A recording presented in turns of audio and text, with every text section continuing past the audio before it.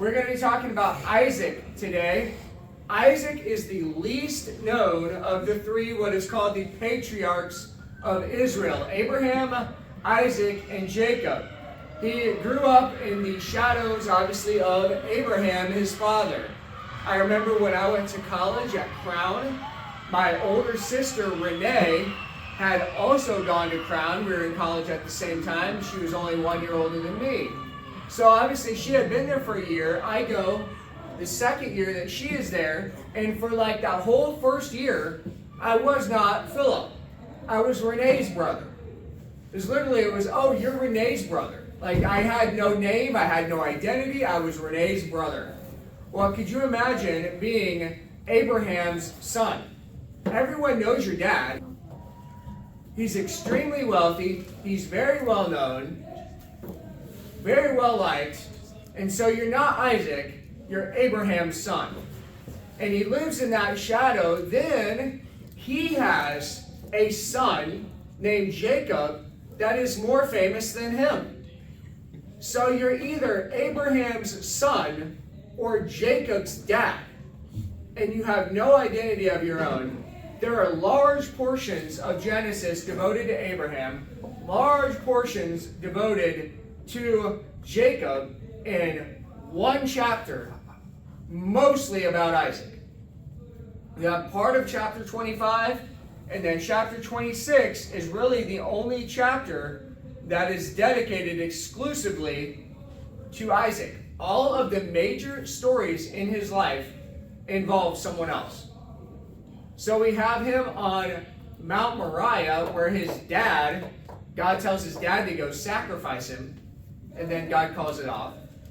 Then the only other major story in his life is where he is dying, and his wife and son lie and trick their own blind, dying husband and father.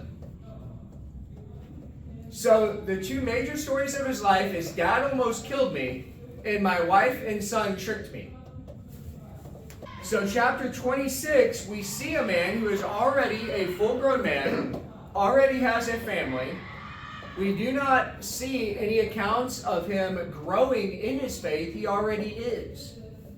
Now, he does make a few bad decisions, but in spite of those, one is recorded here, but because of those bad decisions, he pushes through them and lives a consistent, faithful life.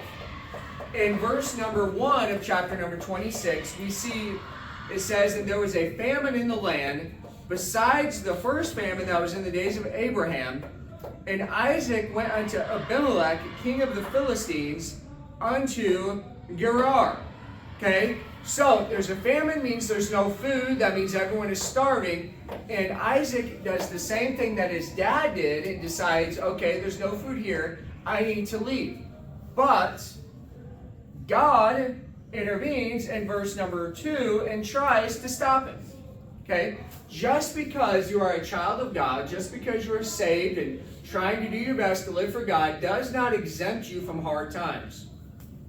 There are a lot of preachers on TV that try to make a living, the Joel Osteens of the world, that do not know the Bible, do not know God, and they'll try and tell you that if you are living right and doing right, and God is happy with you, that you'll be independently wealthy and blessed, and people will give you cars and houses and all kinds of nonsense, and it's a lie. Okay? Just because you are a Christian, just because you're saved, trying to do right, does not exempt you from having difficulties in your life. And just because Isaac was a Christian didn't mean he wasn't going to have to go through the same famine that everyone else in the land was going through. But he decides that he's going to go live somewhere else, which honestly, and for most people, is a perfectly reasonable and logical thought. But God comes to him in verse number 2 and tells him no. And the Lord appeared unto him and said, Go not down into Egypt. Dwell in the land which I shall tell thee of. Sojourn in this land. And I will be with thee and will bless thee. For unto thee and unto thy seed I will give all these countries, and I will perform the oath which I swore unto Abraham thy father. So it says in verse 1 that he wanted to go to a place called Gerar. In verse number 2 and 3 and 4, God says, don't do that. Stay where I told you to. So we get to verse number, let's see, where's it at?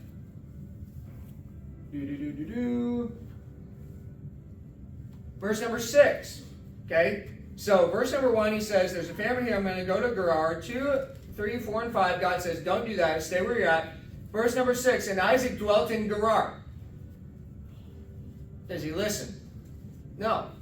He did exactly what he wanted to do, despite the fact that God came to him and said, don't do that. And when he gets down there, he does the same stupid thing that his dad did. He gets there and he realizes his wife is beautiful and they're going to kill him and take her. So he says, tell people you're my sister. So he does. She does. And Pharaoh says, I want her to be my wife. Thankfully, he figures it out, Pharaoh figures it out ahead of time, that this wasn't the case, that they were actually married, and doesn't go through with it. And then God comes back to him and is like, see, I told you, you shouldn't be here. And he leaves and goes back to where he's supposed to be. But in the midst of all of these things like this, there's something in the rest of chapter number 26 that Isaac does that doesn't get talked about. And I think there's a great lesson here in how we should live and how we should look into the future with our life. Isaac lives in a rather insignificant, unknown part of the land of Canaan, in what we would today call the Middle East. And he does something here that benefits generations to come for years and years and years. And that is that he digs 3 wells. So in this area where there's not a lot of water, okay, he has just been through a famine. His dad went through a famine. It's not uncommon in this area. In the Mideast, obviously we know it's a dry, barren, desert, sandy environment. Doesn't rain a whole lot. And they have to depend on lakes and rivers and streams and all that for the water because it just doesn't rain very much. And you have to go a long ways down into the ground to get water if there's not any there. And Isaac digs 3 wells. And we're going to look at what these are called, and then I'm going to talk about it for a little bit. The first one, the Bible says in verse number 18, and Isaac digged again the wells of water which they had digged in the days of Abraham his father, for the Philistines had stopped them after the death of Abraham, and he called the names after the names by which his father had called them. And the first one, in verse number 20, it tells us that he calls the first well Esek, E-S-E-K, Esek. The word Esek means contention.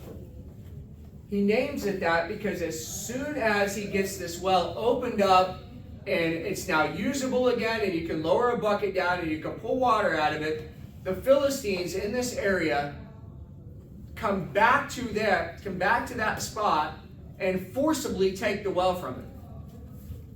So they didn't dig it, they didn't work for it, they didn't care that it was there or wasn't there, but as soon as he opens it back up, now they want to fight with him over it. So he names it contention. Whenever you try to do right, and try to truly live a Christian life, if you haven't already faced this, you will face contention. There will be people trying to argue with you over it, people trying to stop you from doing right, people that do not understand, question your decisions, question your motives, call you things, bully, pick on, whatever in the world you want to, whatever label you want to put on it, that will not understand and will cause contention because of it. Because you're trying to do right, because you're trying to go forward for God, because you're trying to live by the principles of God's Word. If you're going to do anything for God, you're going to do it in the face of contention. People that don't understand and just want to argue. The second one he comes to is a well that he names Sitnah, S-I-T-N-A-H. Basically, if you boil it down to it, is basically the word hatred. But what the Hebrew word means is somebody who is hiding, waiting to ambush you, to take you out. It's basically, if you boil it down like if you were to give a Webster's dictionary version of the Hebrew word, it would be somebody waiting to ambush you. is what he named this well. Our pastor, several years ago, preached a message called New Levels, New Devils. He talked about the fact that Satan has a hierarchy system with his, what we would call demons, those that follow Satan. If you don't know this, when Satan got kicked out of heaven, okay, he was a created being. We talked about this before. He was in charge of the what in heaven? Music in heaven. He was the worship leader, the song leader, whatever you want to call it, in heaven. He says, I am just as great as God. We're going to be equal. And God says, no, you're not, and kicks him out. When God kicked him out of heaven, he took 33% of all of the angels with him when he left. For whatever reason, they were dumb enough to believe him and went with him. So they got kicked out too. We call them demons. Okay? Very real thing. They really exist. And their job is to stop you from doing right. So new levels, new devils. Do you all, okay, this is not a trick question. This is not a trap, okay? Do we all have the same skill set? Yeah, no. No. Okay? Neither do they. Okay? So there are demons, just like there are people that stand up here in front of a class and teach that aren't very good at their job. Anybody ever heard of boring teacher? Okay? Me too. So, there are certain demons that the day that you are getting ready to make your decision that, yes, I believe Jesus Christ is the Son of God, I believe He died on the cross to save me from my sins, and their job is to stop you from making that decision, from getting saved. But as soon as you do, now you've reached a new level. You're saved, and there's nothing that they can do about the fact that you're going to go to heaven. So they try and stop you from living a productive Christian life. And then you come into a class like this or sit in a church like that one over there, and you say, all right, I'm going to read my Bible. And you get distracted. You read it and you don't understand it right away, and I don't understand it, and I've been reading for a long time sometimes. And there's another devil that will begin to put thoughts in your head to stop you from doing that. Or you'll pray. Decide you're going to pray on a regular basis. Something else comes along. Another spirit, demon comes along to stop you from doing that. We had, like I said, we had 10 teens between these two classes in service last Sunday night. That's a new level of spirituality. And the devil feels threatened. And he says, I got to stop that. You've now reached a new level of demon to fight. Because he says, I'm not going to have that. Because he knows the damage to his world that you could do if you went farther for God. You get farther along in life and you decide that you're going to do something for God. Bus captain, bus driver, preacher, evangelist, missionary, something like that. And you reach a new level where now you're getting special forces devils after you, right? And it begins to get harder and harder and harder. And Jacob stops at this well that he names Sitna, meaning like what our word would come from for hatred. That's somebody literally lying in wait to ambush him. The devil will always have a system in place to try and stop you whenever you decide, I'm going to go further for God. I'm going to get deeper into this thing where God can bless my life, and what God will do for me will increase, and I want to read, and I want to pray, and I want to get closer to God, and I want to be at church more, and I want to live right and respect my parents and obey authority and all this. You get to these new levels of doing good, the devil is going to get to new levels of trying to stop you. Well, we have to understand, there's a young man that has sat here in class the last couple of weeks. Prior to coming here to church, he used to get in trouble a lot. Okay, so we're following the timeline here. He used to get in trouble a lot.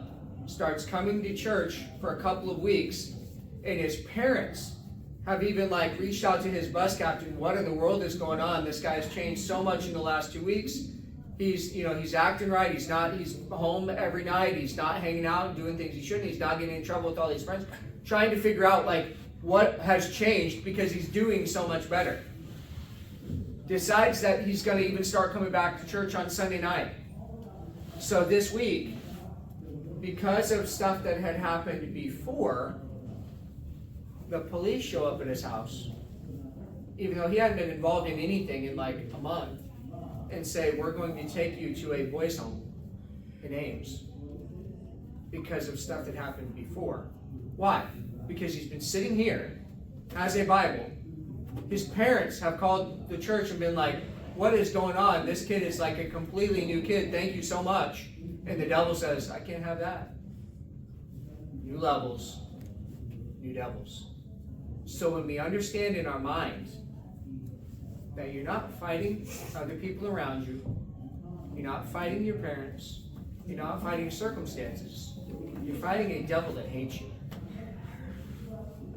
And you have to understand in your mind, this is a spiritual battle. We talked about the reason why people, why we hear all of this nonsense on the news about the Middle East with Israel and Iran and all that, right? You know why that's going on? We've talked about this a little bit in here before. We talked about it a couple weeks ago with Abraham. So God tells Abraham he's going to have a son, right? But then 12 years goes by and he hasn't had a son. So he sleeps with the maid and she gets pregnant, right? And they have a son that they name Ishmael, okay? So Ishmael is the firstborn son of Abraham, correct? In Mideastern, whatever you want to call it, culture, the firstborn son inherits all of dad's land. But God told him, you and Sarah, your wife, are going to have a baby, and he's going to inherit the land. So 12 years later, Ishmael is now 12 years old, and Isaac is born. And Abraham says, all right, this is now the heir to all of my stuff. And Ishmael says, I'm the firstborn. So they're fighting. And today, 3,000 years, 4,000, whatever it is, years later, they're still fighting. Why? Because was Ishmael right? Yes. Was Isaac right? Yes.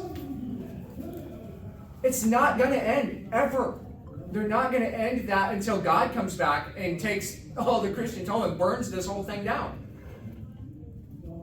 Because what people don't understand now in the Middle East, they're not fighting two groups, or they're not trying to make peace with two groups of people that don't like each other. It's a spiritual war. And we have to understand that things happening in our life is not us fighting people around us. It's a spiritual battle. The devil is trying to stop you. Isaac then, the third well that he builds is the well called Rehoboth. Verse number 22. He digs a place called Rehoboth. And it says here, and he called the name of it Rehoboth, and he said, for now the Lord hath made room for us, and we shall be fruitful in the land. He kept pushing forward, and he found a place of rest.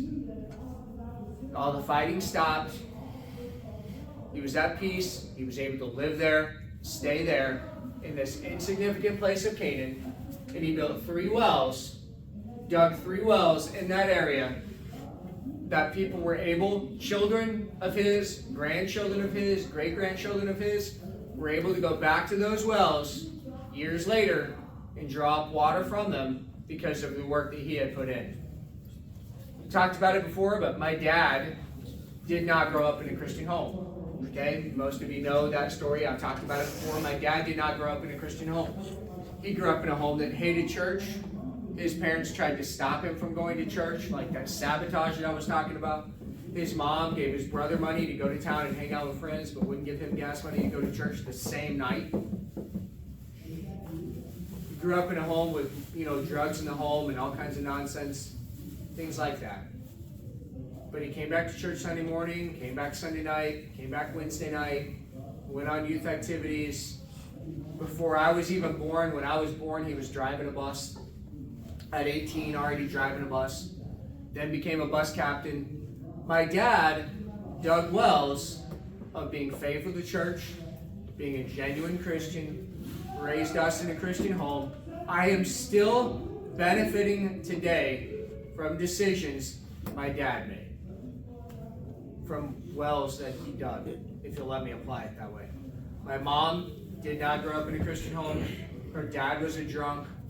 Her dad beat her mom. They ended up having to separate over it, lost a couple of their kids to the state because of the home was so bad. That was the home my mom grew up in. But the same thing, I'm going to church, finding people to give her a ride to go back to church Sunday night, Wednesday night, youth activities, decided I'm not going to have that kind of a home, and made decisions that I am standing here in front of you teaching today, not because of necessarily decisions that I made, although yes, I had to choose my own way too, but because a long time ago, when they were teenagers, my parents dug wells that I'm benefiting from today.